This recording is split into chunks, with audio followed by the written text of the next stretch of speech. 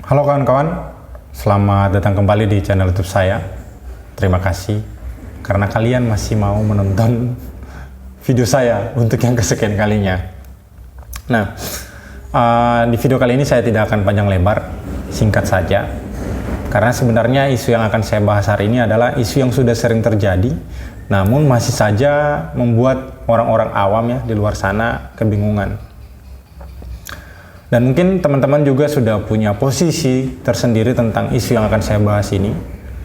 Semoga di video kali ini kita bisa berdiskusi dan bisa sering memberikan manfaat satu sama lain.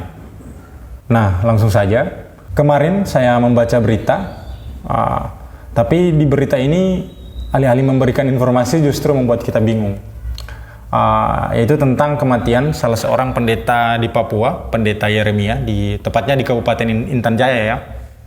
Nah, beliau ini di liputannya atau beritanya kawan-kawan jurnalis yang berbasis di Jakarta, itu dikatakan bahwa beliau mati ditembak oleh Tentara Pembebasan Nasional Papua Barat atau dalam istilahnya TNI Polri ini, istilahnya orang Indonesia, kelompok kriminal bersenjata. Nah, ini ada beritanya di CNN kemarin tanggal 20/9, judulnya TNI sebut pendeta tewas ditembak KKB Papua. Nah, intinya di dalam beritanya ini berisi semacam dikutip dari tentara saja. Sedangkan di berita yang lain di Jubi, lalu kemudian ada di Suara Papua, saya menemukan juga berita yang berbeda, yaitu klaim sebaliknya bahwa menurut keterangan saksi dan tokoh gereja setempat bahwa pendeta Yeremia bukan mati ditembak KKB, melainkan oleh orang yang diduga Tentara Nasional Indonesia atau TNI.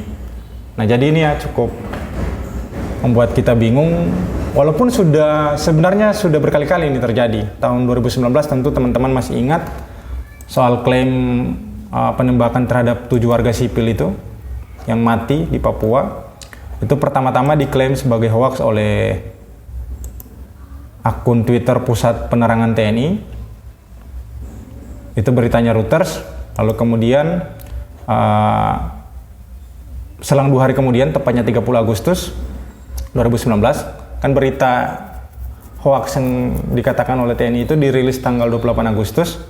Tanggal 30 Agustus ada berita lain. Tirta berhasil menelusuri melalui reporternya Bung Fahri Salam. Itu benar, ternyata 7 warga sipil tewas tertembak. Nah, orang-orang akan bingung. Sebenarnya masalah ini kan bisa saja tidak membingungkan seperti ini kalau seandainya akses jurnalis di Papua itu dibuka. Karena kan selama ini meskipun sejak tahun 2015 Jokowi mengklaim telah sedikit memberikan kelonggaran kepada wartawan, tapi banyak berita-berita yang keluar, khususnya berita-berita tentang Papua itu lebih banyak dari versi tentara saja, mengutip pernyataan ini, yang intinya ya gonta-ganti orangnya, yang dikutip selalu TNI. Sedangkan ketika kita membaca berita-berita dari media-media yang bermarkas di Papua ya, seperti Suara Papua dan Jubi ini, Jujur Bicara, itu mereka mengklaim sebaliknya. Nah, ini sebenarnya tugas jurnalis ketika ada konflik seperti ini, apalagi Papua ini yang kita tahu sejak lebih dari 50 tahun belakangan ini itu adalah daerah konflik gitu loh. Terjadi konflik antara TPNPB yang diklaim sebagai kelompok kriminal bersenjata ini sedang katanya mencoba untuk terlepas dari penjajahan Indonesia karena mereka dipaksa masuk atau dianeksasi atau sedang dijajah bahasa kasarnya oleh Indonesia. Sedangkan TNI dengan klaim yang berbeda, berlawanan dari itu, bahwa mereka di sana tidak menjajah tapi mencoba untuk membumi hanguskan KKB ini, istilahnya mereka. Cuma kalau seandainya peran penting jurnalis di sana dibatasi, ya sulit bagi kita untuk menemukan informasi yang valid. Seperti yang saya katakan tadi, ini daerah konflik. Sudah seharusnya daerah-daerah konflik seperti ini, misalnya kayak di Timur Tengah ya. Kayak di Timur Tengah ya kan, meskipun ada konflik di sana, tapi kan jurnalis tidak dibatas-batasi, berbeda dengan di Indonesia. Nah akhirnya orang-orang awam banyak yang ya terima mentah-mentah saja versi misalnya kayak ini, versi dari tentara. Padahal kalau kita lihat dua kelompok ini baik TPNPB dan TNI punya propaganda masing-masing. Nah kalau saya memposisikan diri sebagai seorang yang awam, ya tentu saya akan bingung dengan ini. Masing-masing punya klaim. Dan ini alih-alih mencerdaskan, memberikan informasi yang sehat, justru ya semakin bikin keruh suasana gitu. Makanya bagi saya ya, untuk mengatasi persoalan-persoalan, kebingungan, simpang siur seperti ini, berikan akses jurnalis yang bebas di tanah Papua. Entah itu jurnalis asing, jurnalis lokal. Kalau mereka kan diberikan akses jurnalis yang bebas, setidaknya peluang untuk mendapatkan informasi yang sehat itu ada. Walaupun dua-dua ya TNI juga punya media sendiri, TPNPB punya media sendiri, tapi kan ada jurnalis yang menjadi penengah. Nah juga untuk pesan untuk teman-teman jurnalis, walaupun ya oke lah kalian udah jurnalis profesional ya, tapi setidaknya aku pernah dapat sedikit pendidikan tentang jurnalis selama kuliah berkat keterlibatan di Perhimpunan Pers Mahasiswa Indonesia. Ya, kalau ada daerah konflik begini, ambil keterangan itu selain dari TNI ya, dua kelompok yang sedang berkonflik ini, ya ambil juga keterangan dari saksi langsung di lapangan, penelusuran ya.